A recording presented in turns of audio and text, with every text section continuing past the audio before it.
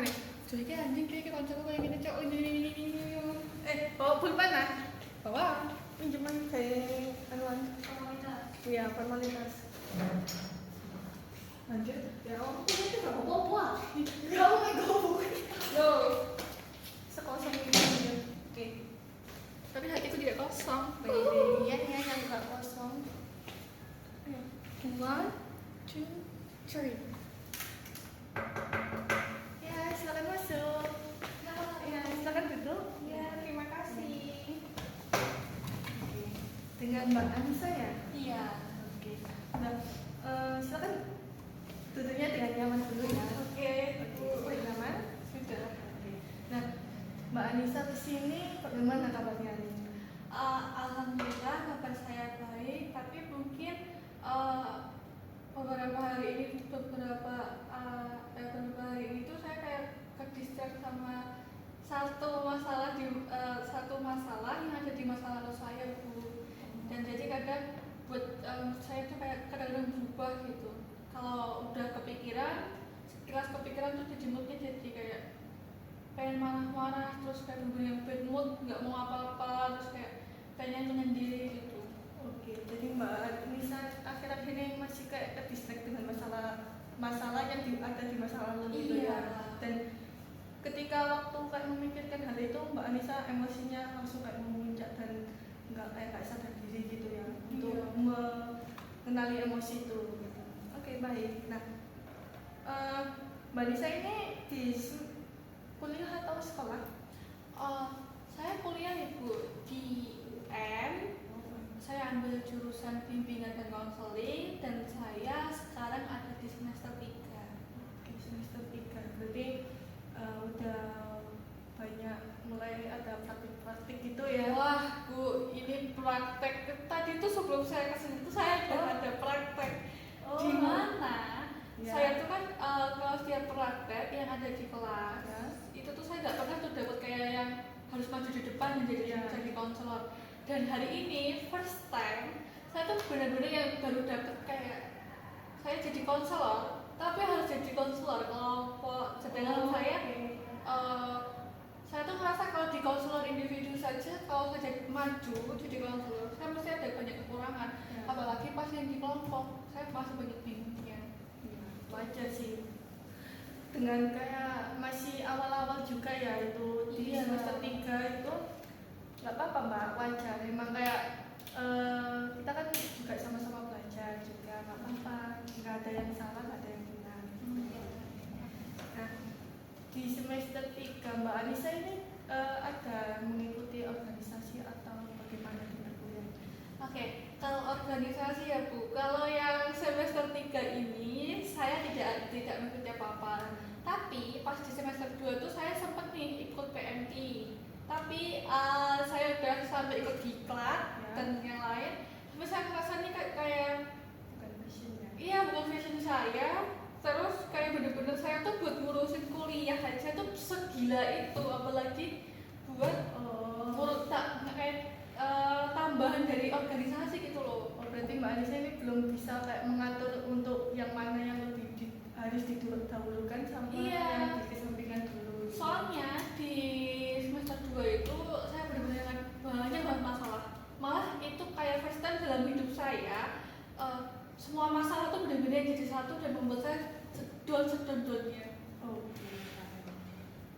Berarti gara-gara mungkin ke distract gitu itu ya itunya. Iya. Oke, baik. Nah, Mbak Anissa sekarang sudah makan? Tadi sebelumnya saya kesini belum makan Ibu, dan niatnya habis sesi konseling ini saya akan makan. Oke, gak apa-apa kan kalau dimulai sebelum makan ini? Tidak apa-apa, aman saja. Oke, aman saja ya. Oke, nah Mbak Anissa sebelumnya pernah mengikuti sesi konseling atau sudah? Kalau yang sesi konseling secara asli atau formal ya Bu, kayak ke konselor kayak gitu, saya belum pernah. Tapi kalau yang mungkin ke praktek-praktek itu banyak kan di BK semester 3 itu benar-benar kayak kita disuruh banyak praktek nih. Nah itu mungkin saya nyobanya dari situ, dan menurut saya kalau sesi konselor masih kurang. Mungkin setelah sesi konseling ini saya bisa bercerita dari ibu kayak oh ini pandangan kayak sesi konseling yang benar-benar konseling gitu. Oke, gak apa-apa. Oke, jadi Mbak Anissa kalau secara langsung ini belum pernah ya. Kalau untuk praktek sudah pernah gitu. Oke, nah ini kayak nggak jauh dari yang prakteknya Mbak Anissa juga.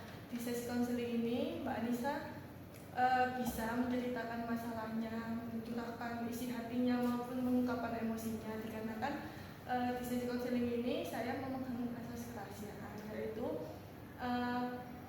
cerita Mbak Anissa ini aman di saya dan nggak akan bocor ke luar gitu. Nah, tadi saya juga belum memperkenalkan diri gitu ya secara formal. Oke. Nah, nama saya Alfia Pastana Madani sebagai konselornya Mbak Anissa gitu ya. Nah, Mbak Anissa bisa memanggil saya Kak, Ibu, Mbak, senyamannya Mbak Anissa. Oke, saya panggil ibu aja ya. Iya, boleh. Senyamannya Mbak Anissa juga gitu. Oke. Nah, Mbak Anissa sekarang sudah nyaman duduknya? Sudah, Bisa dimulai ya? bisa. Oke. Nah, sebelum dimulai juga saya ingin mengingatkan kalau sesi konseling ini berjalan kurang lebih ya 30 sampai 45 menit. Apakah Mbak Anissa juga bersedia? Sangat bersedia. Oke, kalau bersedia. Nah, tadi darinya Mbak Anissa kesini kenapa? Konseling ibu. Oke, konseling. Ingin maksudnya kayak mau apa? Oh iya, tadi kan saya sempat notice ya bu, Iya. kalau saya tuh di semester 2 banyak nih masalah dalam hidup saya dan itu tuh kayak bener-bener emosi saya sampai ke bawah sampai semester 3 kayak saya belum bisa kontrol nih kayak karena buat saya tuh nggak moodnya tuh bisa bagus terus ya seenggaknya kalau lagi nggak bagus saya bisa kontrol. Nah saya harap tuh di sesi konseling ini tuh saya bisa kayak lebih nih lebih tahu cara mengontrol terus lebih kayak memahami diri saya sendiri dan mungkin lebih bisa mengikhlaskan apa yang sudah terjadi kemarin. Oke, jadi Mbak Anissa ingin kayak lebih bisa mengontrol diri dengan mengikuti sesi konseling ini. Iya. Ya. Dan saya ingin menyampaikan juga kalau tujuan di sesi konseling ini untuk membantu Mbak Anissa dalam mencapai tujuannya Mbak Anissa tadi gitu ya. Oke. Nah, tadi kan Mbak Anissa sempat menotis kalau Mbak Anissa ini ada kayak problem di semester 2, 1 waktu di perkuliahan ini gitu. Itu bagaimana Mbak? Boleh diceritakan lebih lanjut? Baik, saya tuh punya masalah di semester 2 bu, dimana semester 2 itu saya ekonomi dari keluarga, mungkin ini dari keluarga dulu ya. Dari keluarga ekonomi lagi nggak enak-enaknya, dimana saya tuh 1 minggu 100 yang buat saya tuh kayak muter otak nih, gimana caranya kayak 1 minggu 100 tuh bisa buat kebeli bahan makan pokok kayak beras, minyak dan lain-lain, dan itu bisa buat kebutuhan kampus kayak ngeprint, mungkin iuran atau nggak gitu kayak bisa buat beli jajan. Nah di semester 2 tuh kan saya tuh bener-bener yang orang minim banget bisa beli jajan bu. Mungkin dalam seminggu itu saya cuma bisa dibilang beli sekali.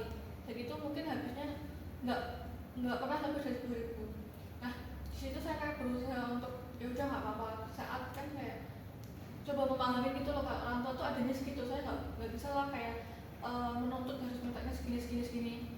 Terus seadanya aja.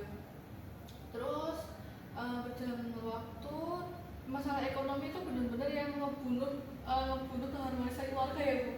Dimana setelah ya saya udah kuliah, mama tuh sering telepon, emang kayak satu minggu bisa 2 kali lah teleponnya.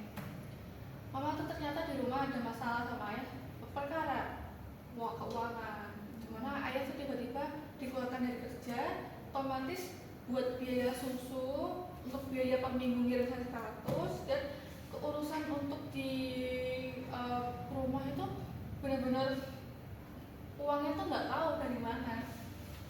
Terus habis itu mama tiba-tiba ngetelepon saya, nggak tahu ya, mama tuh tiba-tiba ngetelepon saya langsung marah-marah kayak ayah kamu tuh gini yang menjelaskan masalah ekonomi yang terjadi di rumah.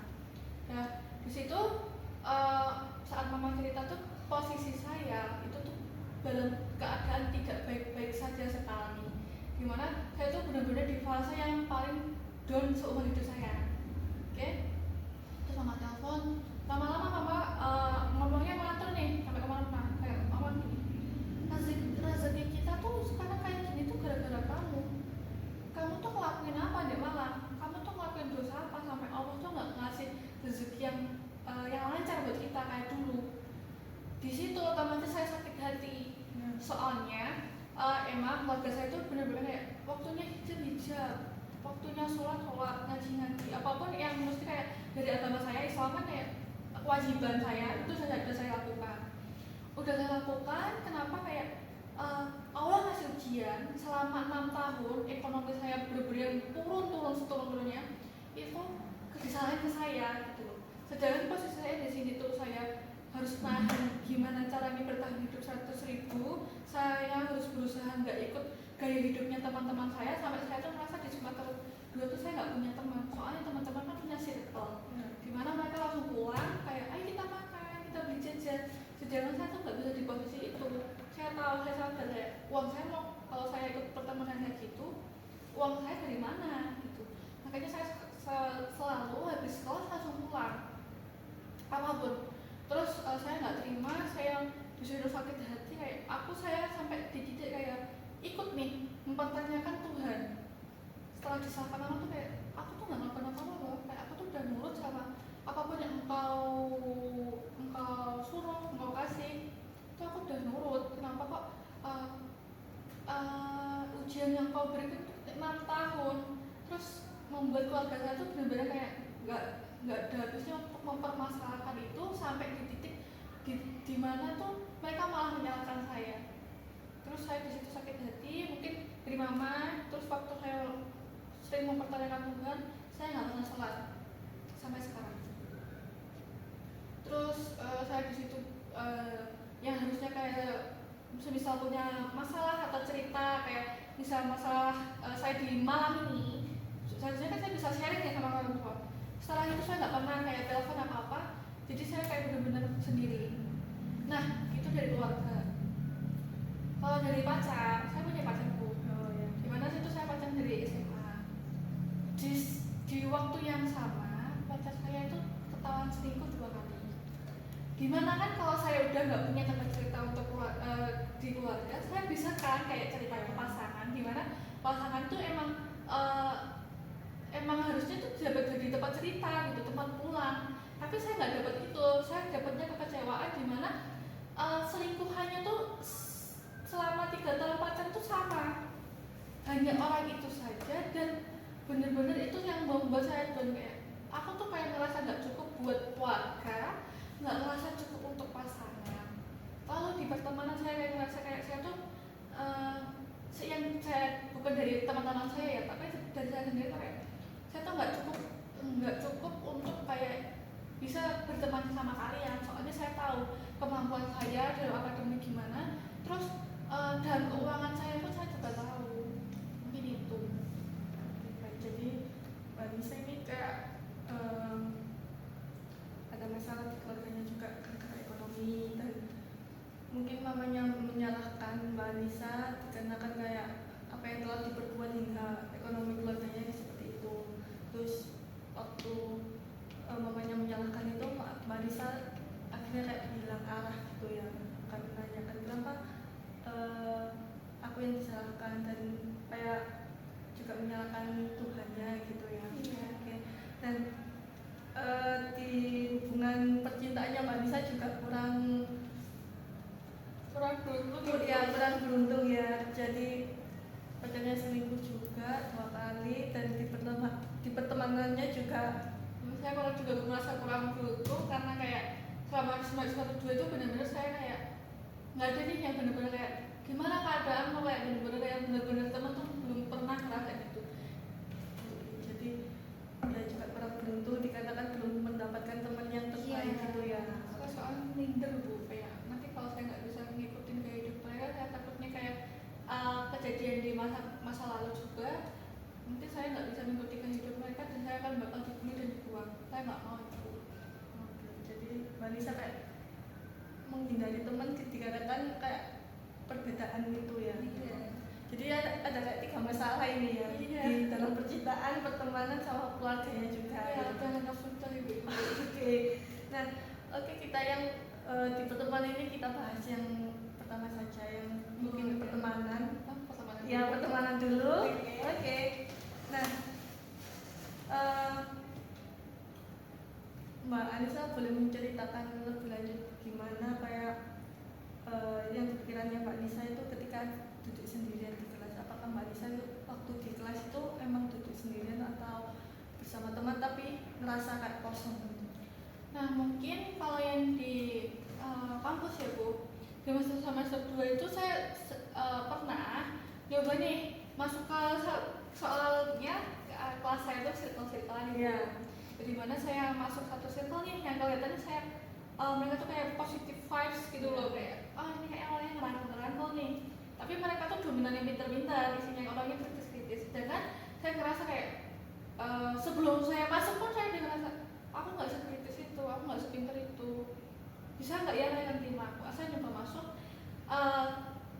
pertemanan, kalau kita nggak mulai ikut dari awal kan pasti kita bakal Kayak pinggirkan gitu. iya, kayak ketinggalan dengan hal-hal yang sudah mereka bahas gitu loh Bu. Saya ngerasa nggak bisa nih aku tiba-tiba kayak orang baru datang terus mereka setiap cerita tuh saya nggak paham apa yang diceritakan, soalnya kan saya baru masuk kan. Terus yaudah saya sendiri aja, terus saya tuh kayak bener-bener kayak sendiri aja dulu lah, kayak juga nggak semenakutkan itu, tapi mungkin real kesepiannya gitu loh Bu. Kayak saya ngerasa kesepian banget. Jadi kalau di kelas saya masuk, mungkin kalau saya ke teman-teman, semua tuh saya anggap teman. Ya. Gimana kalau saya ketemu, saya bakal sapa yang bener-bener kayak halo kayak gitu loh Bu, kayak bener-bener kayak gimana ya apa. Tapi kalau misalnya udah duduk di bangku masing-masing, saya tuh random, kayak bisa duduk di sini, bisa duduk situ. Terus nanti saya cuma diem aja. Kadang tuh bener-bener saya tuh yang bener-bener diem gitu loh Bu. Sampai saya tuh pernah tanya ke teman saya satu kelas, kayak tanya, menurut kamu tuh aku di kelas tuh orangnya gimana? Terus ada 3 orang tuh bilang saya tuh orangnya pendiam, bener-bener yang kayak di kelas tuh kamu cuma diem aja, kamu menyendiri gitu. Terus saya sadar, oh ternyata aku gitu ya. Terus mungkin udah dari semester 1 ke semester 2 ya Bu, awalnya tuh kayak bener-bener yaudahlah gitu, kayak udah kebiasaan. Tapi mungkin di semester 2 nya itu saya kebetulan barengan masalah, jadi tuh kayak rasa kesendirian itu nambah kayak gitu loh, kayak tambah kerasa gitu ya. iya, harusnya kayak kalau saya punya masalah harusnya cerita ke teman, tapi saya nggak bisa, mau cerita ke pacar tambah nggak bisa, apalagi ke keluarga. Terus benar-benar saya yang mendem sendiri, terus kayak imbasnya tuh ke akademik saya, benar-benar turun. Nah, jadi Mbak Nisa ini merasa kayak memang benar-benar sepi-sepian itu ya, dan Mbak Nisa sudah mencoba untuk kayak masuk di sebuah circle, tapi menurut Mbak Nisa kayak kurang cocok dengan circle itu, dan akhirnya ya berbaurlah dengan teman-teman yang lain gitu. Dan Mbak Nisa sempat menanyakan bagaimana kayak pendapat orang lain mengenai dirinya Mbak Nisa sendiri gitu. Dan 3 orang tadi yang seperti Mbak Nisa mengatakan Mbak Nisa pendiam gitu ya. Dan Mbak Nisa nggak bisa menceritakan ini, dikatakan nggak ada tempat cerita gitu ya. Iya. Oke, Mbak Nisa boleh cerita ke saya juga jika Mbak Nisa berkenan gitu ya. Iya, ini saya merasa kayak bener-bener didengar nih, terus kayak ditanya-tanyain kayak apa sih masalah kamu, bener-bener kayak gitu. Oke, nah jika Mbak Nisa memikirkan mengenai kayak kata kesepian, apa yang dipikirkan mengenai Mbak Nisa sendiri? Lebih ke sedih Bu, maksudnya kayak sedih sih, kayak dulu di SMA kamu tuh bener-bener yang dirangkul banyak orang. Terus mungkin ekonomi kamu nggak bakal seburuk pas kamu kuliah, tapi seenggaknya teman-temanmu tuh benar-benar sebanyak itu dan ngerangkul kamu semua gitu. Kayak sedih, kayak kasihan sama diri sendiri gitu loh Bu. Jadi Mbak Nisa merasa kayak sedih gitu ya kalau memikirkan kata kesepian ini gitu. Oke.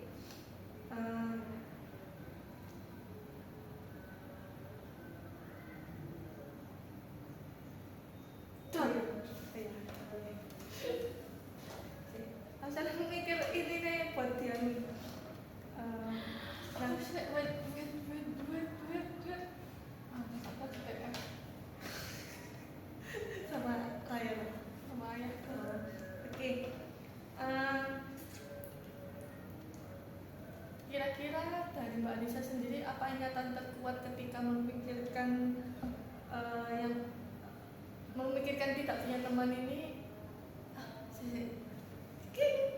Sih, aku bingung.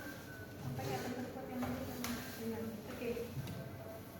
Nah, dari Mbak Anissa sendiri ini apa ingatan terkuat ketika apa yang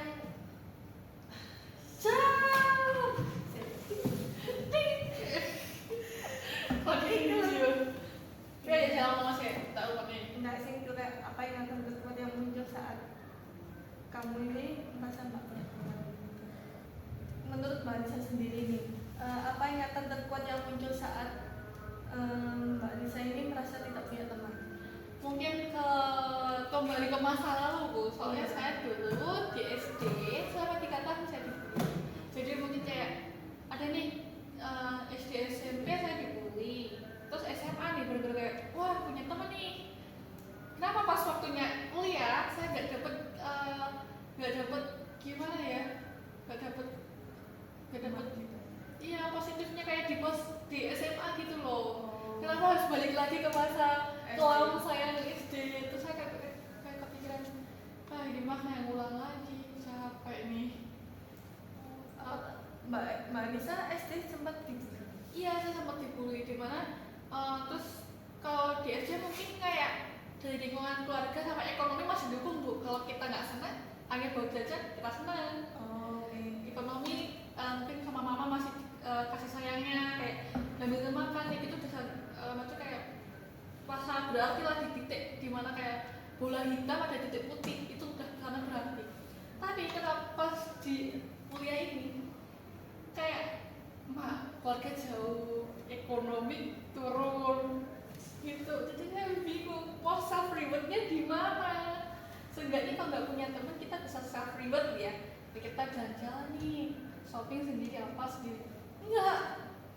Oke. Jadi Mbak Anissa ngerasa kayak kenapa kembali ke kayak masa lalu gitu ya? Iya. Di saat Mbak Anissa merasakan waktu kayak dibully itu kan kayak nggak punya teman dan ini terulang lagi ke kuliah gitu. Kayak lebih ke bully silence. Oke, baik. Nah, jika perasaan sendiri itu kayak sebuah tempat gitu ya Mbak, bisa membayangkan misalnya kayak perasaan sendiri itu ya, kira-kira kayak tempat apa gitu menurut Mbak Anissa sendiri? Lebih kayak mungkin gurun pasir. Kenapa kok gurun pasir? Sepi, panasnya menyakitkan, kalau malam dinginnya juga sedingin itu yang menyakitkan. Terus kayak benar-benar kita nggak punya fondasi nih, kayak iya kayak kita tuh kayak benar-benar di gurun pasir seorangan sendiri. Terus kayak benar-benar kayak nggak ada namanya bangunan rumah atau yang bisa melindungi kamu. Jadi kamu benar-benar merasa sendiri, merasa sakit sendiri, dan kamu tuh nggak punya rumah itu. Jadi Mbak Anissa membayangkan kalau perasaan sendiri ini seperti gurun pasir yang nggak ada fondasi buat kita berteduh gitu ya. Iya. Oke, baik. Nah,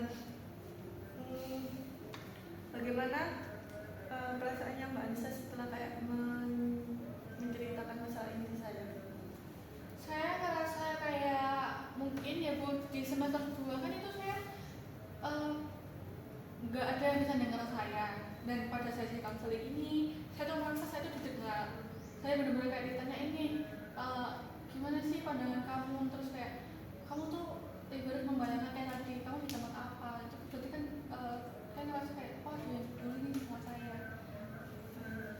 Nah, jika saya tidak merespon masalahnya Mbak Anissa sesuai yang Mbak Anissa harapkan, bagaimana sih Mbak Anissa? Mungkin kalau dibilang kecewa enggak Bu, kayak mungkin saya sudah terbiasa ya, kayak saya buat cerita jangan ada tempat, terus kalau ada cerita pun, kalau ada tempat pun mereka mau menanggapin apapun kayak saya udah berusaha, ya udah nggak apa-apa, soalnya kamu mau dengerin aja tuh udah bersyukur bagi saya. Mbak Anissa kayak gak apa-apa lah, gak ada yang dengerin juga kayak ekspektasinya Mbak Anissa seperti ini, ternyata realitanya seperti ini, gak apa-apa.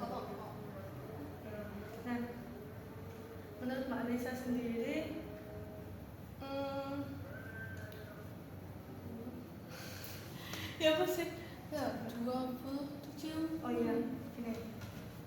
Saya tak anggap. Ayo. Pulangnya aja saya berarti. Iya. Oh iya, gini. Nah, menurut Mbak Anissa sendiri, makna yang tersembunyi dari perasaan sendiri ini gimana? Makna yang Tersembunyi dari kayak perasaan sendiri. makna positifnya kan? Terserahnya Mbak Anissa gimana? Mungkin kalau yang kita bisa ambil dari sepian saya tuh kayak benar-benar belajar ibu kayak kamu tuh di dunianya benar-benar sendiri. Kamu tuh cuma punya Tuhan dan siapapun, walaupun kamu hubungan baik sama teman, keluarga, sama pasangan, itu tuh nggak 100% mereka tuh benar-benar yang peduli gitu Bu. Kayak pada saat itu kamu benar-benar harus sendiri. Jadi mungkin sekarang Tuhan ngajarin saya untuk kayak kamu tuh harus nanti kalau saya sewaktu-waktu ngasih nih kamu ngasih kamu ujian, baru kamu harus lakukan sendiri. Kamu tuh biar tahu rasanya gimana, terus kamu tahu yang harus kamu lakukan itu apa. Mungkin saya rasanya gitu. Ya, jadi saya tuh mungkin dikasih cobaan buat mempelajari nih kalau misalnya kedepannya saya dikasih hal yang sama saya harus ngapain. Jadi pemikirannya Mbak Anissa juga sangat-sangat benar dikatakan kita kan emang kayak manusia biasa ya, jadi emang bergantung sama Tuhan juga dan Kita nggak boleh tergantung sama orang. iya emang manusia kan emang nggak boleh dipercayakan soalnya kan manusia tempatnya juga kecewa gitu ya, banyak yang mengecewakan gitu. Baik. Mbak Anissa sendiri ini ada kayak rasa takut nggak sama teman Mbak Anissa sendiri gitu? Mungkin saya lebih rasa takutnya ketika mereka menatap mata saya atau kalau nggak gitu seperti saya tadi saya konseling ada mungkin sebelumnya saya pernah punya ada masalah personal sama mereka, terus tatapan mereka tuh memang benar-benar yang buat mental saya down. Soalnya emang dari kecil pun saya tuh paling sensitif sama tatapan. Saya paham kok tatapan yang benar-benar nggak suka, terus dia berusaha kayak menampakkan kalau dia suka tuh saya tahu. Nah, bagaimana Mbak Anissa ini menggambarkan diri Mbak Anissa sendiri di dalam lingkungan sosial? Mungkin kayak lebih kalau di lingkungan sosial tuh kayak kelihatannya kayak pemeran gimana? Pembantu gitu ya, pemeran pembantu. Iya, pemeran pembantu kayak bener-bener kalau mereka butuh baru minta saya, kalau enggak ya udah. Mau saya ngapain, mau saya dalam keadaan apapun, sedih, senang itu udah. Berarti meskipun dalam POV-nya Mbak Anissa sendiri, Mbak Anissa tetap menjadi peran pembantu sama orang lain gitu ya, meskipun kan kalau seharusnya kita di POV kita kan kita yang seharusnya jadi main karakter gitu ya, tapi Mbak Anissa jadi kayak lead karakternya gitu. Nah, jika rasa kesepian ini bisa bicara gitu ya Mbak, apa yang ingin Mbak Anissa bicarakan gitu rasa kesepian ini? Mungkin terima kasih buat kamu karena udah hadir di hidup aku, walaupun emang pas kamu datang tuh rasanya benar-benar buat kayak setengah gila, malah gila mungkin. Soalnya first time kamu datang tuh sempet loh buat aku kepikiran untuk bunuh diri. Kayak udah kayak nggak ngerasa kayak aku tuh nggak ada yang peduli, kayak semua tuh nyalain aku, terus aku tuh kan merasa aku di dunia ini kan nggak berguna gitu. Kenapa bertahun-tahun tuh aku harus ngerasain kayak dari kecil sampai sekarang tuh ngerasain kesepian gitu. Terus tapi aku terima kasih sekarang aku udah di kehidupan dimana kayak aku udah ngerasa kesepian tuh wajar. Terus kayak itu normalisasi banget, kita harus normalisasi kok. Soalnya kayak emang kamu tuh di dunia tuh nggak bisa ngandelin orang lain, kamu tuh hanya bisa tuh ngandelin diri kamu sendiri. Kamu emang kadang kamu dibuat senang, tapi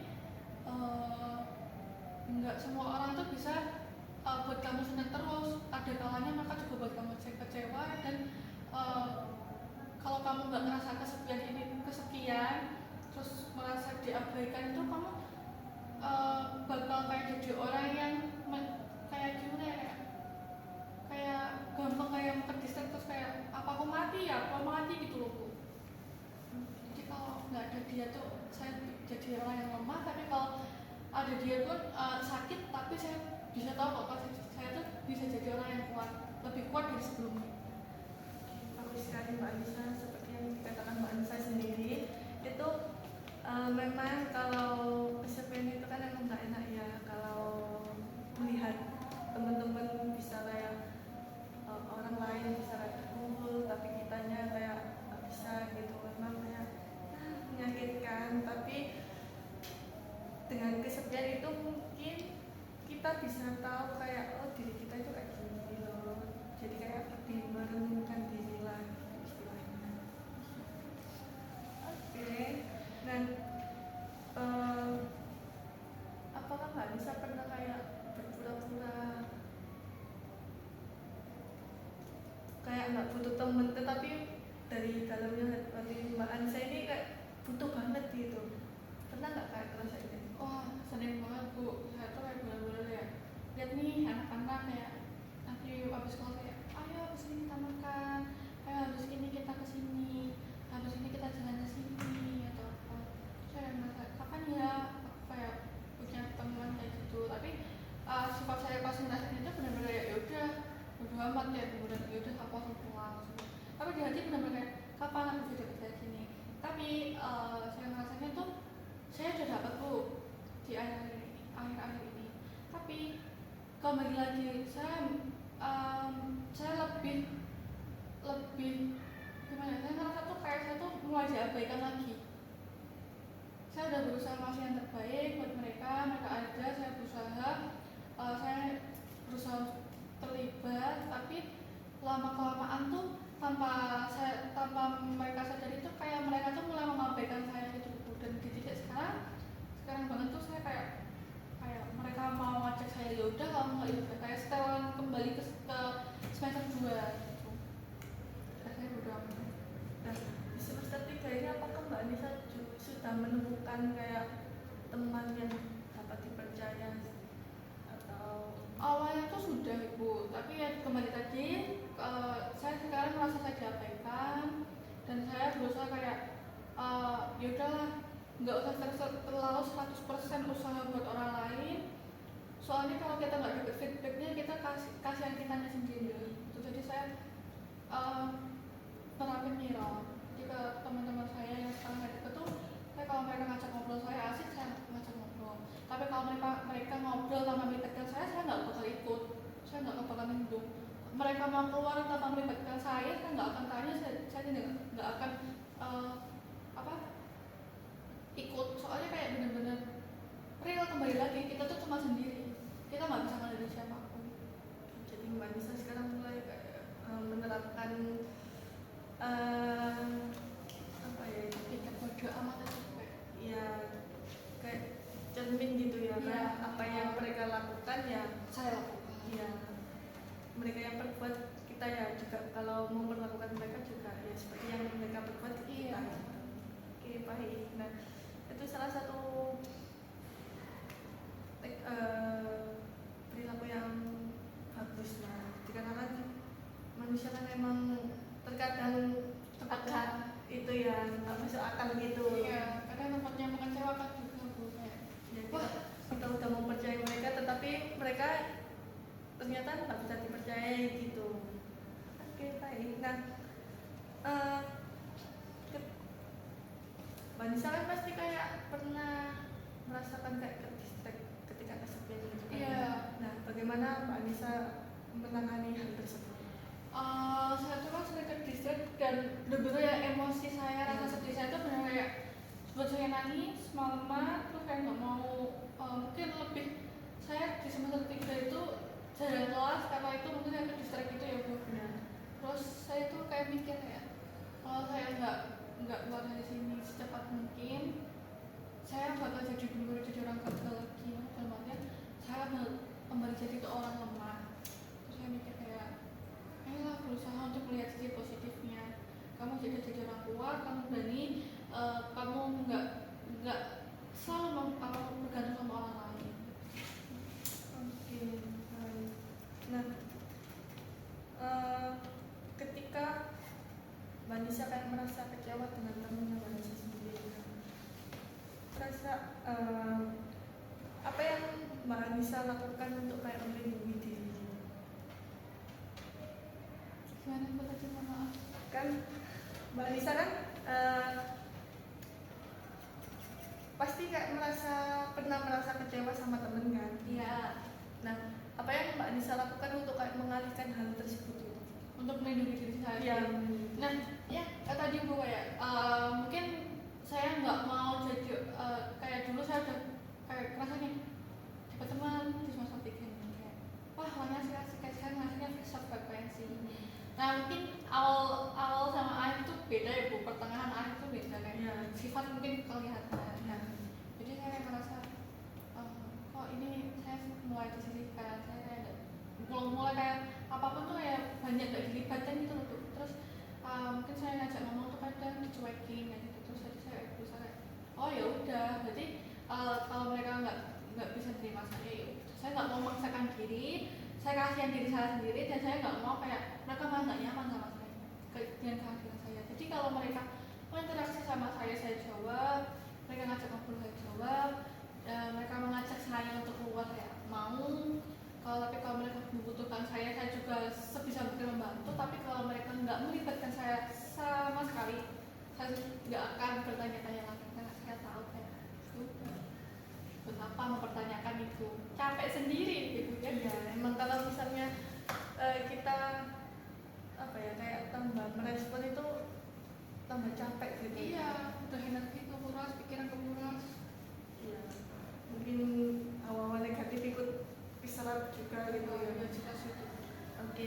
Nah, dikarenakan sesi konselingnya sudah mau habis gitu ya Mbak ya. Kita akan melanjutkan di pertemuan besok. Oke. Apakah Mbak Anissa masih ada yang ingin diungkapkan atau diceritakan lagi? Mungkin untuk pertemanan itu sudah cukup Ibu, soalnya benar-benar semua saya sudah tuangkan ke Ibu, kayak benar-benar saya sudah merasa lega. Untuk pertemanan mungkin saya mau request nih Bu, untuk pertemuan selanjutnya kita bahas tentang kuat. Oke, jadi Mbak Anissa sudah lega gitu ya? Iya, lega banget kayak wah ini kayak saya paham, saya mulai paham lagi nih kayak kalau saya ke distrik tuh saya harus mulai bersyukur nih kayak oh kamu tuh dikasih coba tuh biar kamu kuat gitu. Berarti di sesi konseling selanjutnya kita akan membahas mengenai permasalahan keluarganya Mbak Anissa gitu ya. Iya. Dan saya mau tanya ini, apa yang Mbak Anissa dapatkan setelah mengikuti sesi konseling? Yang saya dapat dari konseling saat ini itu lebih kayak yang awalnya tadi saya berangkat tuh dalam kondisi mungkin kayak ke distrik masalah yang dulu kayak emosi nih, kayak kenapa kok harus aku, kenapa kok cobaannya tetap aku selama 6 tahun berturut-turut, kenapa aku gitu.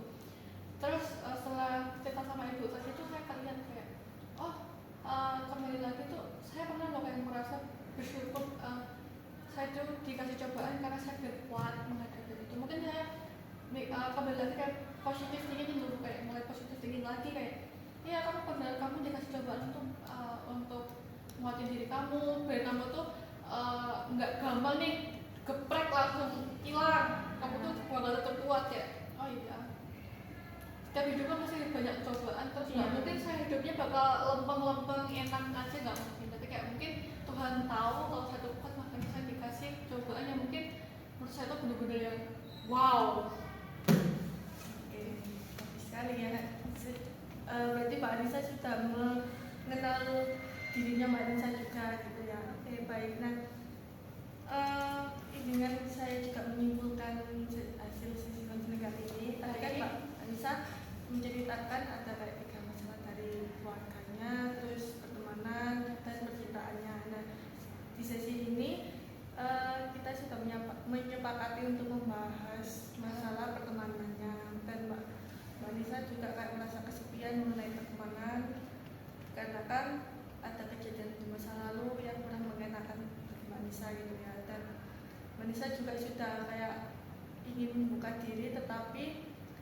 Nisa masih kayak kurang pede gitu ya dalam menjalani pertemanan gitu. Dan Mbak Nisa juga kayak sudah menyadari bahwa gak apa-apa PSBB itu wajar memang, tapi kita emang sebagai manusia juga kayak sadar diri mengenai ujian-ujian dari Tuhan gitu ya. Apakah benar begitu Mbak Nisa? Benar sekali Bu. Nah, Mbak Nisa benar-benar sudah lega atau ingin ceritakan lebih lanjut? Saya merasa benar-benar lega Ibu. Terima kasih banyak udah mau dengar cerita saya. Terus kayak benar-benar kayak respon, menurut saya tuh respon Ibu benar-benar yang saya harapkan gitu loh. Oke, baik. Nah, kita sudah sepakati juga akan melanjutkan di sesi selanjutnya untuk membahas keluarganya Mbak Nisa gitu ya. Iya. Nah, oke, cukup sekian Mbak Nisa. Selamat pagi, selamat siang ya Iya, Mbak. Siang. Iya siang. Terima kasih Bu. Iya. Kita akan melanjutkan